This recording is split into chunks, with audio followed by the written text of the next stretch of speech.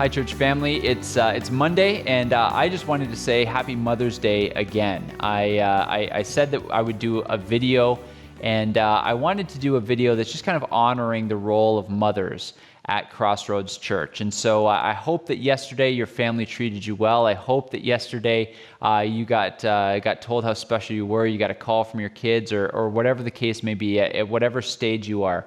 I want to read to you from Proverbs 31. Proverbs 31 is often known as sort of, you've probably heard the phrase, you've been around the church very long, a Proverbs 31 woman. Well, what is a Proverbs 31 woman? What is a godly woman supposed to look like? Well, in Proverbs chapter 31, starting in verse 10, it says, "An excellent wife who can find? She is far more precious than jewels. The heart of her husband trusts her, and he will have no lack of gain. She does him good and not harm all the days of her life. She seeks wool and flax and works with willing hands. She is like the ships of the merchant.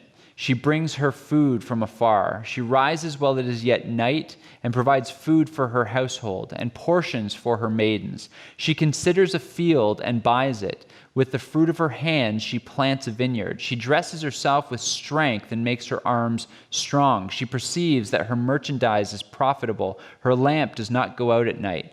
She puts her hands to the distaff, and her hands hold the spindle. She opens her hand to the poor. She reaches out her hands to the needy. She is not afraid of snow for her household, for all her household are clothed in scarlet. She makes bed coverings for herself. Her clothing is fine linen and purple. Her husband is known in the gates when he sits among the elders in the land. She makes linen garments and sells them. She delivers sashes to the merchants. Strength and dignity are her clothing, and she laughs at the time to come. She opens her mouth with wisdom, and the teaching of kindness is on her tongue.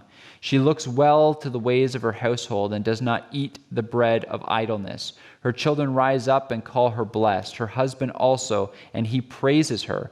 Many women have done excellently, but you surpass them all. Charm is deceitful and beauty is vain, but a woman who fears the Lord is to be praised.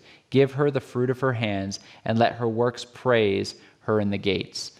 Now, upon first reading, just depending on kind of who you are and your relationship with women's ministries, a lot of times we read this or this is read and it's kind of put forward as sort of the ideal of Proverbs 31 woman. And then a woman might come to these things and they might say, well, that seems a little vague. That seems a little odd. A lot of these things I can't relate to. What does it mean that she sells, food, or she sells clothing that she made to the merchants and stuff like that? Like, what does that mean?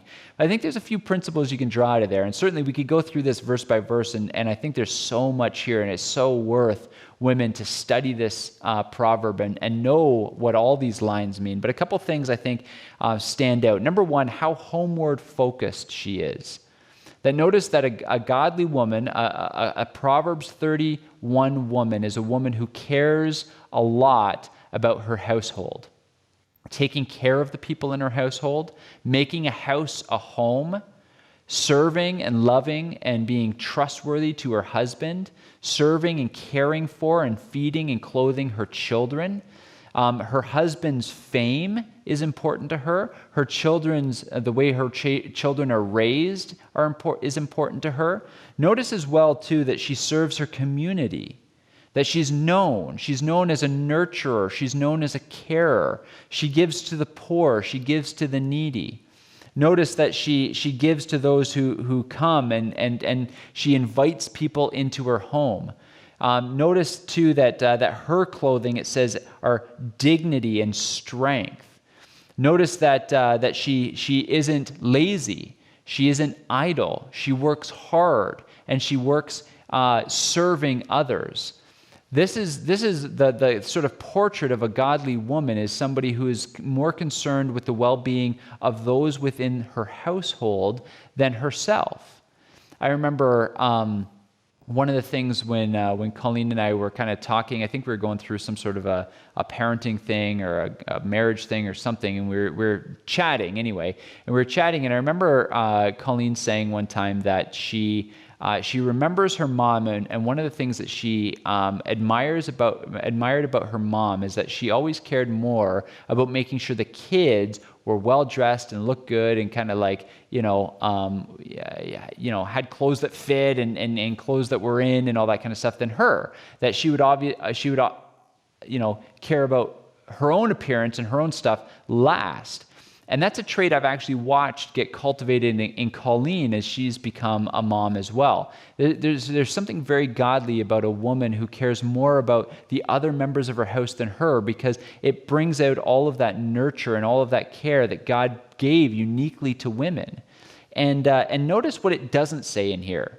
It doesn't talk at all about her beauty. It doesn't talk at all about her being dolled up. It doesn't talk at all about sort of femininity in the sort of traditional beauty, delicate sense that we think about it. In fact, at the very end, it says, charm is deceitful and beauty is vain.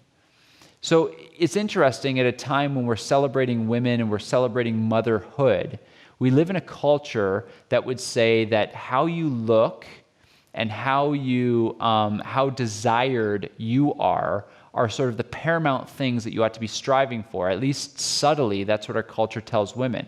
And yet what the Bible tells women is the more you care for others, the more nurturing and the more caring you are and the more outward focused it is, the more you're in line with what a godly Proverbs 31 woman looks like. So I would encourage you, don't get trapped into the thinkings of the world. Don't get trapped into thinking that your beauty or the clothes that you're wearing or how young you look or how thin you are have anything to do with your value as a woman. What's valuable about you is that you're created in the image of God, that He gave you the unique and amazing ability to give life. And in that unique and amazing ability of giving life, of nurturing life, that ought to extend into the rest of the way that you live your life. Notice that it's not all homeward focused. She goes out into the city, she goes out and she sells, she goes and buys a field. She's working outside the home in terms of she's not being kept barefoot and pregnant inside the home, but there's this homeward focus of creating and nurturing a home where her children and her husband can be cared for and nurtured.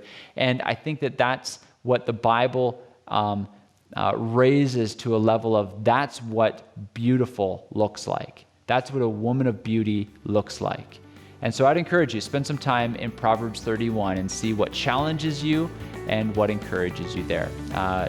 Know that you're loved, and happy Mother's Day.